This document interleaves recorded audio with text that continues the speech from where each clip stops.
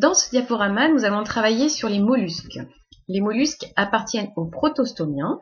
Donc les protostomiens sont des animaux triblastiques avec 3 feuillets, mésoderme, endoderme et ectoderme. Alors, on regarde cet arbre. Donc dans les protostomiens, vous avez soit les lophotrochozoaires, soit les ecdysozoaires qui contiennent les arthropodes. Donc les lophotrochozoaires, ce sont les annélides entre autres et les mollusques qui sont regroupés dans cette catégorie, dans ce taxon, par le partage d'un caractère qui est la larve vélivière ou trochophore qui se ressemble, mais aussi sur des critères génétiques. Donc nous allons voir quelles sont les grandes caractéristiques du plan d'organisation des mollusques et ensuite on verra également les différents groupes qu'il y a à l'intérieur des mollusques et enfin comment ils réalisent leurs différentes fonctions. Donc les mollusques, voici leurs caractéristiques. Donc ça fait partie du deuxième embranchement le plus important après les arthropodes. Donc c'est pour ça que dans mon cours j'ai surtout parlé des protostomiens parce que c'est finalement là où il y a le plus de biodiversité. Et donc ils sont principalement aquatiques, mais vous avez des espèces terrestres. Pensez par exemple à l'escargot. Donc le corps est mou, mais il est protégé par un exosquelette qu'on n'appellera pas une cuticule, mais une coquille qui est de nature calcaire, alors que la cuticule des insectes était de nature chitineuse.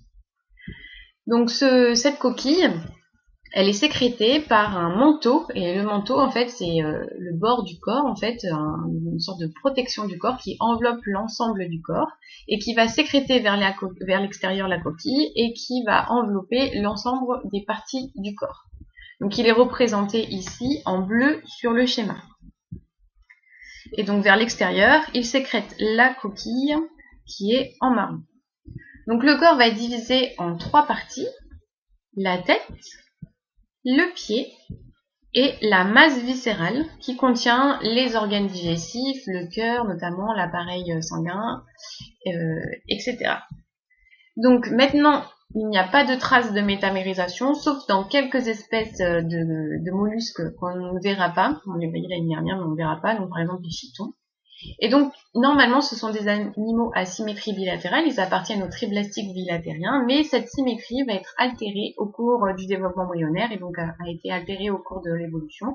Donc elle a été perdue chez certaines espèces, notamment les escargots. Ils ont la coquille que d'un côté. Par exemple, donc l'ensemble des gastéropodes. Et donc ils ont une larve vélivière qui est très proche de la larve trochophore qui se voit ici avec, on retrouve les différentes caractéristiques, un pied, une tête, la masse viscérale protégée par une coquille. Donc quelles sont les grandes catégories de mollusques, les grandes classes de mollusques? Donc nous allons en voir que 3, mais sachez qu'en fait il y a plusieurs types de mollusques autres qui sont moins connus, notamment les chitons ou polyplacophores que vous voyez ici, et donc on voit des traces de la métamérisation, notamment au niveau de leur coquille qui est segmentée. Ce qui nous intéresse dans ce cours, ce sont les plus nombreux au niveau de la diversité. Donc vous avez les bivalves, qu'on appelle aussi les lamellibranches. Donc ce sont ceux dont la coquille est formée en 2 valves, d'où le terme bivalve. Là, la symétrie bilatérale est bien visible. Quand vous prenez une moule, vous pouvez par exemple la séparer en 2. Chez ces animaux, vous avez une perte, une réduction de la tête. Si vous devez chercher la tête de la moule, vous allez avoir du mal. Et donc on dit qu'ils sont acéphales. Cela est lié à leur mode de vie. En général, ce ne sont pas des prédateurs. Ils vont filtrer l'eau. Ils sont donc microphages suspensivores. Et donc, il va y avoir une régression de la tête au cours de l'évolution pour, en fait, une perte au cours de l'évolution du fait de cette adaptation à ce mode de vie. Et donc, le pied, vous ne le voyez pas forcément dans la moule, mais en fait, quand on regarde une moule vivante, il y a le pied qui peut sortir entre les 2 coquilles pour aller chercher le substrat et se déplacer. Et elle va s'y attacher grâce à une sécrétion de petites molécules qu'on appelle le byssus qui s'accroche sur les rochers. Donc je vous laisse regarder le reportage sur la moule pour bien voir ce déplacement.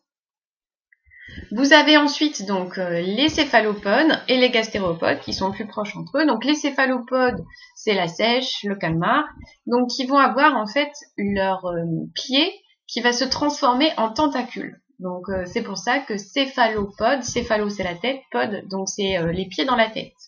Donc là, la symétrie bilatérale existe toujours. Le pied est donc transformé en tentacule et un entonnoir qui va permettre de faire aspirer l'eau et de la rejeter pour la nage à réaction. On verra ça plus tard.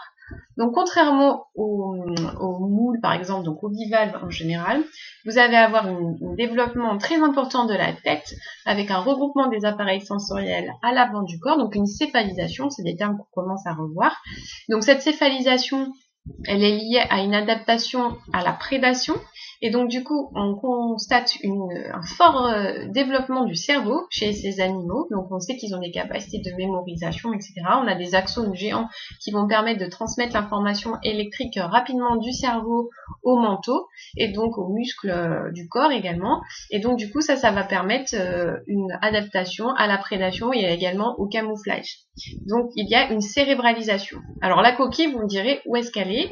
Eh ben elle a régressé au cours de l'évolution, soit elle a été internalisée, donc elle a été internalisée sous le manteau, donc ça c'est du coup une exception à l'exosquelette chez les protostomiens, et elle peut carrément disparaître chez certaines espèces. Alors une autre adaptation à la prédation, ça va être un bec de perroquet qui va permettre de capter les proies, et une radula, donc si on avait fait le TP, on l'aurait prélevé par exemple chez l'escargot, puisque l'escargot la possède au-dessus. Donc la radula, c'est une petite râpe qui est sur la langue et qui va permettre de râper le substrat. Et donc là, ça va permettre de râper les proies. Alors une autre caractéristique qu'on trouve chez ces espèces, on peut manger de l'encre, donc c'est une poche à encre qui va être libérée par cette cavité paléale et dans l'entonnoir, donc à l'extérieur du corps, et donc ça va permettre de masquer en fait l'animal, de le camoufler par ce nuage noir dans l'eau, et donc ça c'est une stratégie pour lutter contre les prédateurs. Le dernier groupe, ce sont les gastéropodes. Donc les gastéropodes vont avoir une seule coquille qui va être enroulée en spirale, et donc il y a une perte de la symétrie bilatérale au cours du développement embryonnaire. Et ça, c'est lié à des changements morphologiques donc importants. Donc notamment, si vous regardez, le pauvre animal, donc déjà il va subir une flexion en U de son tube digestif. Donc le tube digestif est en vert ici. Donc d'abord il va se fléchir en U pour rapprocher la bouche de l'anus, et le pied sera entre les deux. Là vous avez la petite coquille. Donc ça, on regarde la larve. Ensuite, il va y avoir une torsion à 180 degrés. Donc c'est-à-dire que la bouche et l'anus étaient normalement du même côté, donc ça va faire une torsion à 180 degrés, et après la coquille va s'enrouler en spirale. Donc vous voyez, il y a 3 modifications qui vont perturber l'organisation en axe de symétrie bilatérale de cet animal. Alors si on regarde le plan d'organisation d'un mollusque, c'est très difficile d'en construire un vu la diversité des plans d'organisation que je viens de vous montrer. Par contre, ce qu'on peut faire, c'est faire ce qu'on appelle un plan d'organisation archétype de mollusque. Donc c'est ce qu'on appelle le mollusque ancestral archétype ou hypothetical ancestral mollusque, donc qui ressemble plutôt à un gastéropode, et donc qui n'existe pas. On a essayé de reprendre tous les points communs de l'ensemble des mollusques avant éventuellement les modifications embryonnaires et les torsions que l'on peut observer, ou des pertes, notamment les pertes de la tête. Donc dans un mollusque ancestral, on considère l'ancêtre commun donc, de tous les mollusques. On a donc la tête, les 3 parties, la tête, le pied, la masse viscérale, donc la tête, le pied, la masse viscérale. La masse viscérale est bordée vers l'extérieur par un manteau qui sécrète la coquille. Et en fait, on a un repli vers l'intérieur du corps, comme ça, qui délimite ce qu'on appelle une cavité paléale. Donc c'est ce repli vers l'extérieur. Dans cette cavité paléale se jettent les gamètes, se jette le rein, donc l'orifice urinaire. Et puis, on peut également trouver des branchies chez les animaux qui sont aquatiques. Et donc, elle est une prolongation ici également du tube digestif parce que se jette l'orifice l'anus. Donc voilà les différentes caractéristiques qu'il faut que vous reteniez. Et le concept de cavité paléale, cette invagination plus ou moins profonde vers l'intérieur du corps de l'animal, et bien ça va avoir un rôle fondamental, notamment dans la respiration grâce à la présence des branchies, où ça va se transformer en poumon chez les escargots. Donc maintenant, on va reprendre chacune des parties.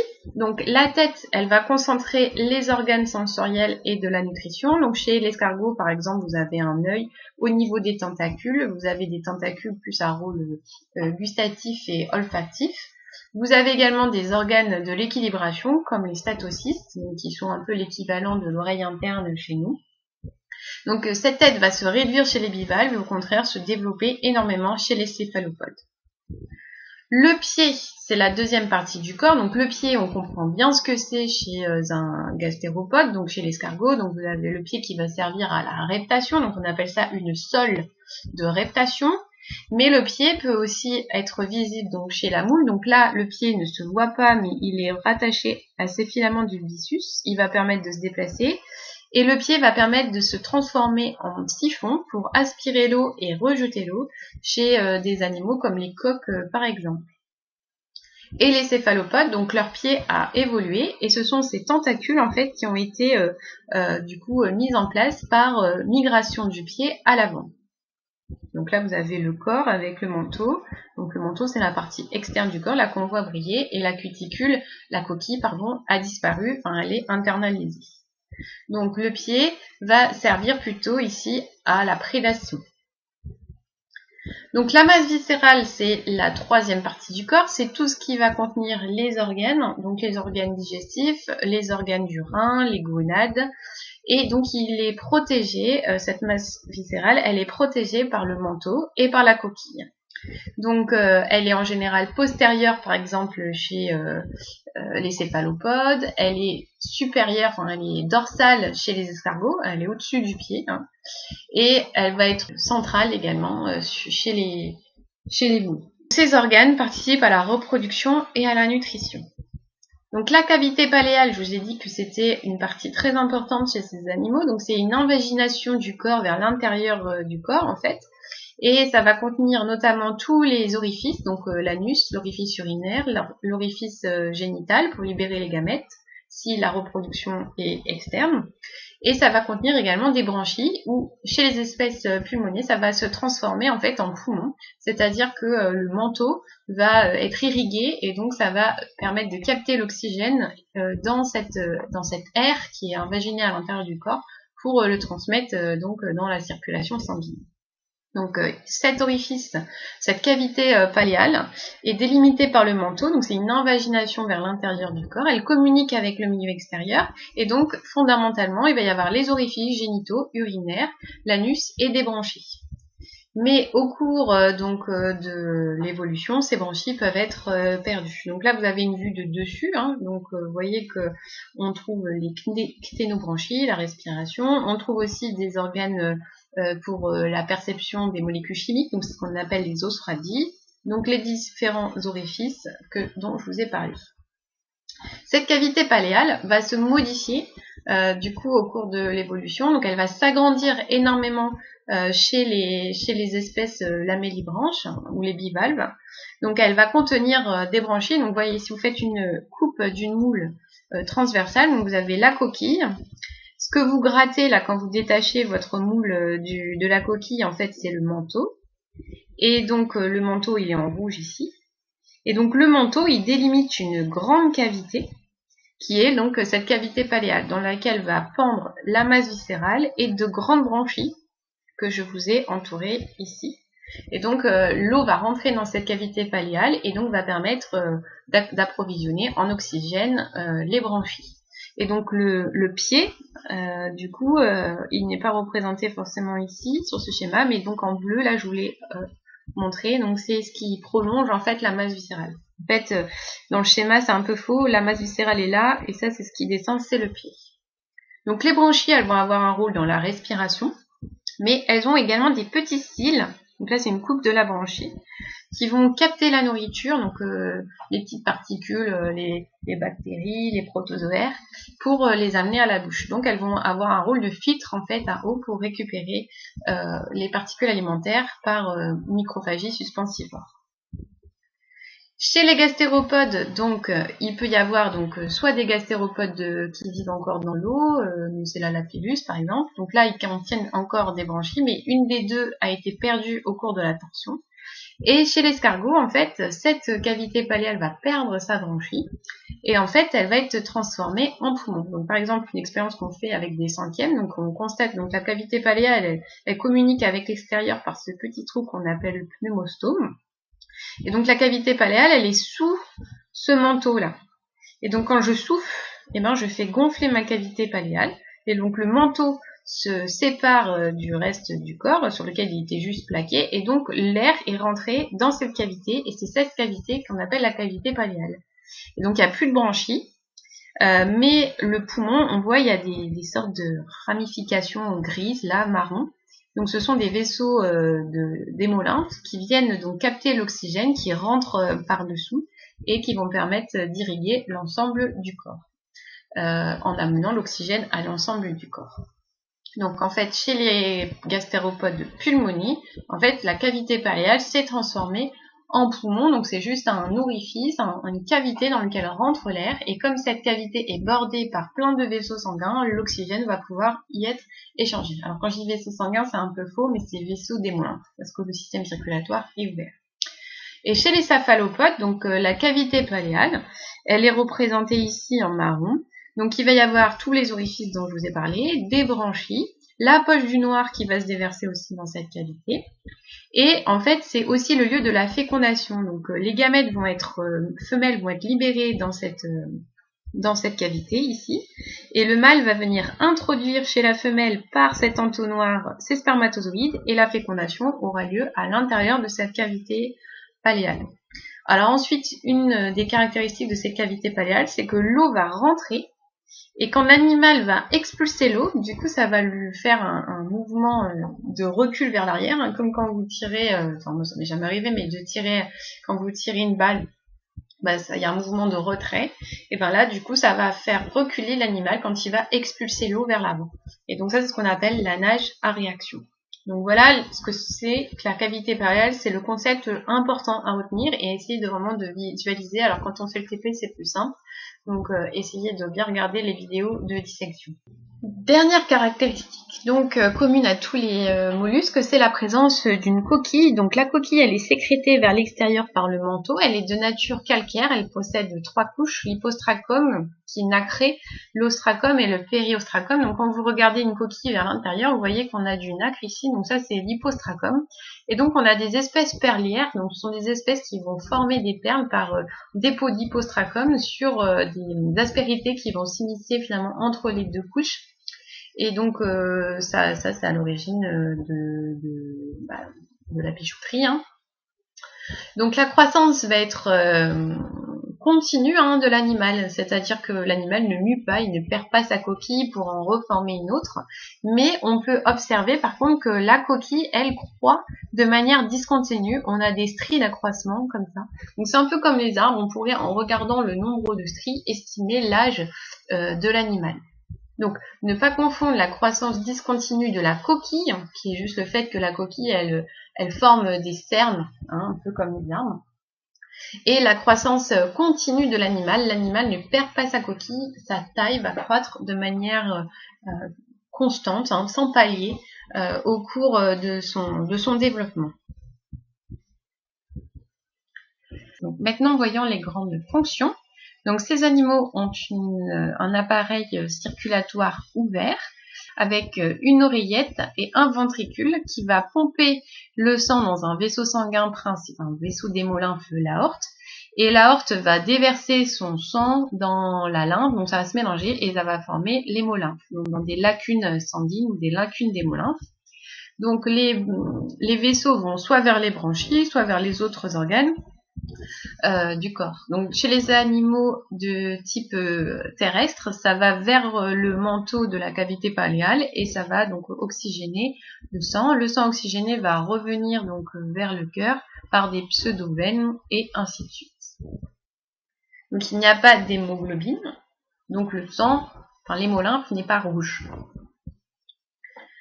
Par contre, on a une exception, c'est chez les céphalopodes. Les céphalopodes possèdent du sang, ils possèdent donc un système circulatoire fermé, donc le sang est différent de la lymphe, ne sont pas mélangés, et en plus ils possèdent 3 cœurs. Donc 2 cœurs qui accélèrent le sang dans les branchies, Le sang est oxygéné, donc c'est ce que vous avez ici. Donc là, vous avez 2 cœurs qui accélèrent le sang dans les branchies. Le sang est oxygéné. Le sang revient à un autre cœur qui va envoyer le sang dans l'ensemble du corps. Donc ça, on considère que c'est une adaptation au mode de vie de prédation avec beaucoup de déplacements, ce qui est coûteux au niveau énergie. Et donc, ça va permettre d'optimiser l'approvisionnement en oxygène des muscles et des branchies. Et donc, il y a 3 cœurs, 2 cœurs bronchiaux qui pompent le sang dans les branchies et un ventricule, en fait, c'est plutôt ischémique, donc il n'y a pas d'oreillette, il n'y a que un ventricule qui va pomper le sang dans la circulation générale. En ce qui concerne donc la respiration, on l'a déjà vu un petit peu, la plupart des espèces sont du coup aquatiques, donc il va y avoir principalement une respiration branchiale. Donc quand vous mangez une huître, vous mangez des branchies, ça c'est le manteau autour, et donc là vous avez les branchies.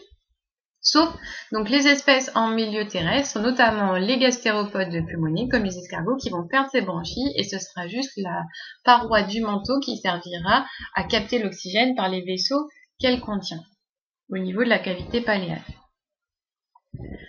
Au niveau des fonctions de relation, donc le système nerveux chez les céphalopodes est extrêmement développé. Je vous ai mis ici une coupe de cerveau de sèche. Donc vous avez un gros développement, donc il y a une vraie cérébralisation. C'est pas juste quelques ganglions qui sont regroupés comme on avait chez les annélides et comme on aura chez l'escargot. On a vraiment le développement d'un cerveau qui va être protégé par une capsule céphalique de nature cartilagineuse, un peu comme notre crâne.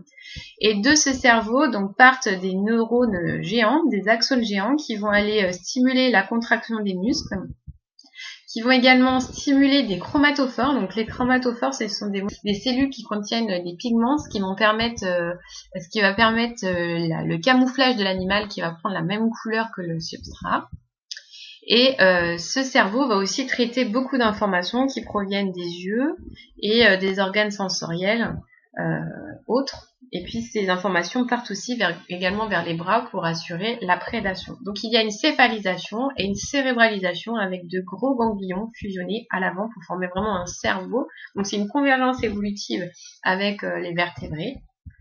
Il y a donc une protection par une capsule céphalique cartilagineuse, donc aussi un crâne, mais je mets entre guillemets parce que c'est pas le même crâne que chez nous, c'est une convergence évolutive aussi. Des axones géants qui vont augmenter la vitesse de conduction, donc d'ailleurs ils ont été utilisés pour étudier le potentiel d'action. Il n'y a pas de myélinisation. Par contre, chez les bivalves, il va y avoir une tête absente, on dit qu'ils sont acéphales, et donc les organes sensoriels vont être plutôt regroupés autour du manteau pour détecter la qualité de l'eau notamment, et le cerveau va être très peu développé, ça va être quelques ganglions qui vont être présents, un peu comme chez les annélides. Enfin, pour la fonction de reproduction, il n'y a pas de caractéristiques générales que je peux vous exposer. Donc je vais juste vous donner quelques exemples sur des animaux que vous connaissez bien.